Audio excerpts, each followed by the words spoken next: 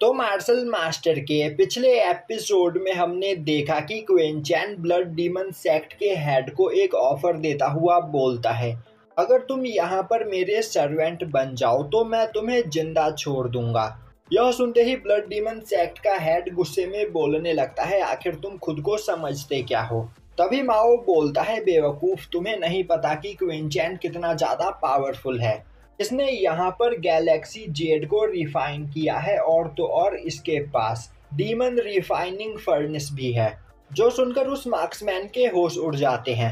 तभी क्वेंचैन अपने पास से उस एशियंट फर्नेस को बाहर निकालता है और यही फर्नेस डीमन रिफाइनिंग फर्नेस है, जिसे देखते ही ब्लड डीमन सेक्ट का हेड और भी ज्यादा डर जाता है। तभी क्वेंचैन बोलता है, यहाँ पर मेरे पास ज्यादा टाइम नहीं है, तो जल्दी बताओ, क्या तुम यहाँ पर मेरे सर्वेंट बनोगे या फिर मरना पसंद करोगे। अब यह सुनते ही वह मार्क्समैन सोचने लगता है, अगर आज मैंने यहाँ पर क्वेंचैन की बात नहीं मानी तो यह मुझे जान से मार देगा या फिर इटर्निटी तक कैद करके रखेगा। पर अगर मैं यहाँ पर क्वेंचैन का सर्वेंट बन जाऊँ तो क्वेंचैन के पास मौजूद ट्रेजर्स की मदद से कुछ ही महीनों में अपनी पूरी पावर को रिकवर कर लूंगा और बस 10 साल के अंदर ही मैं अपने कल्टीवेशन के पीक पर पहुंच जाऊंगा, जिसके बाद क्वेंचैन भी मेरा कुछ भी नहीं बिगाड़ पाएगा और फिर मैं तब जो चाहे वह कर पाऊंगा।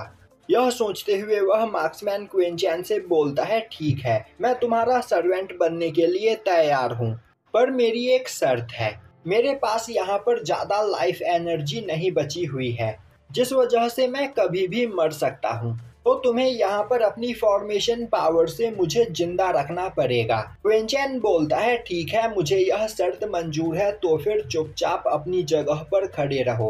और अब क्वेंचैन उस मार्क्समैन के सोल सी में घुसते हुए पहले उसके ऊपर एक किलिंग फॉर्मेशन सेट करता है और अब वह देखता है कि उस मार्क्समैन का सोल सी बहुत ही ज्यादा बड़ा होता है, जिसे देखकर क्वेंचैन सोचने लगता है, अगर यह मार्क्समैन अपनी कल्टीवेशन के पीक पर पहुंच गया तो यह 9 हेवन के 5 एम्परर से भी ज्यादा पावरफुल बन जाएगा।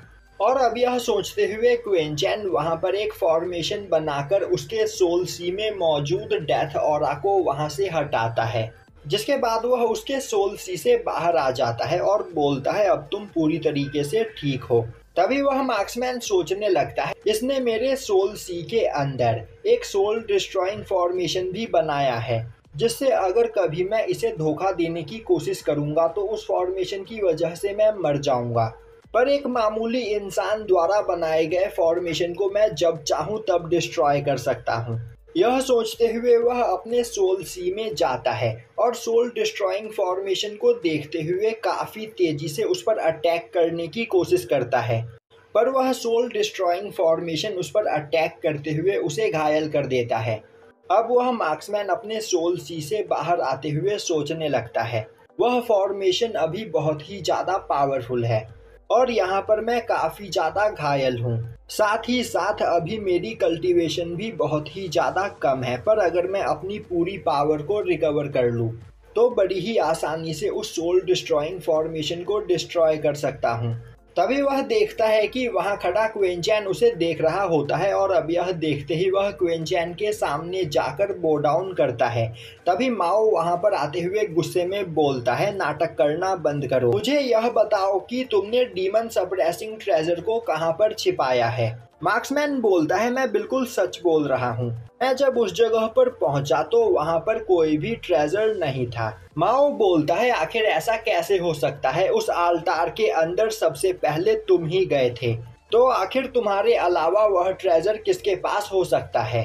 मार्क्समैन बोलता है, मैं जब उस जगह पर पहुंचा तो वह जगह पहले से ही डिस्ट्रॉय हुआ पड़ा था और जिस पिलर के ऊपर डीमन सप्रेसिंग पिल को रखा गया था वह पिलर भी वहां पर मौजूद नहीं था।